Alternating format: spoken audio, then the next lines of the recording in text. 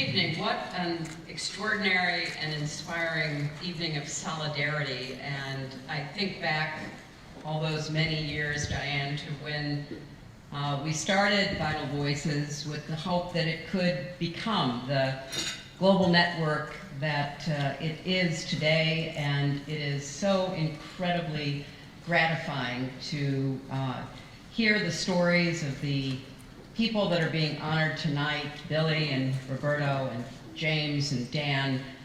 Thank each and every one of you for all that you're doing and the leadership that you're providing as we continue to make sure that every single voice of every woman and every girl counts.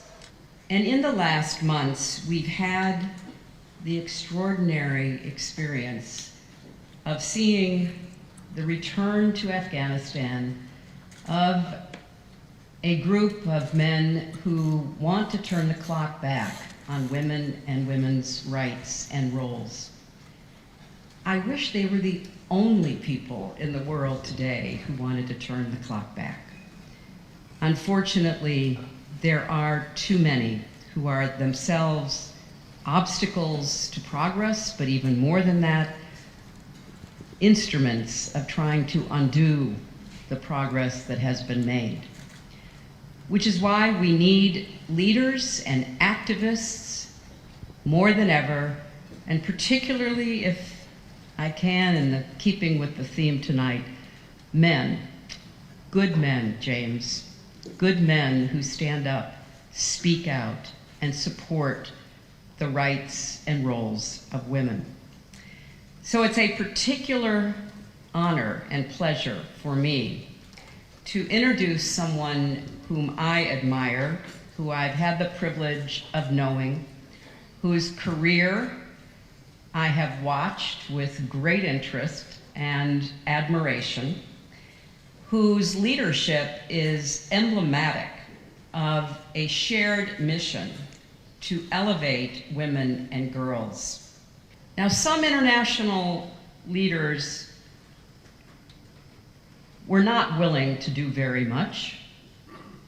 Even when asked if they answered affirmatively at all, it was with very minor commitments. There were, however, a handful, and sadly it is that, a handful of leaders who stepped forward in a time of great need. And at the top of that list is Prime Minister Ramës.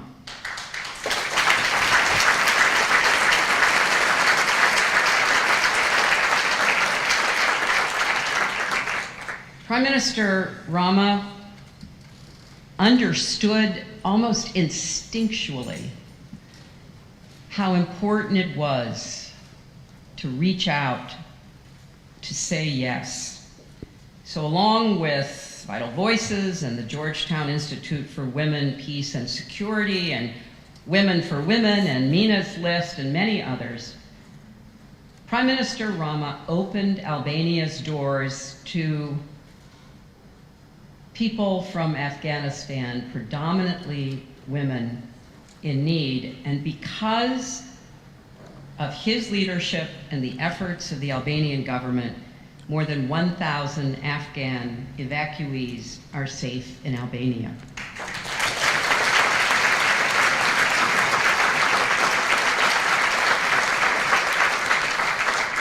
When I called to thank the Prime Minister for that extraordinary commitment, he was very matter of fact. Like, well, what else should we be doing?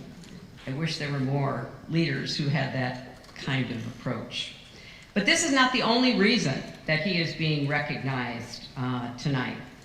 After his re-election in September, Prime Minister Ramës broke with historical precedent by appointing the highest number of women in the Albanian government ever in Albania's history. Over 70% of his cabinet ministers are women.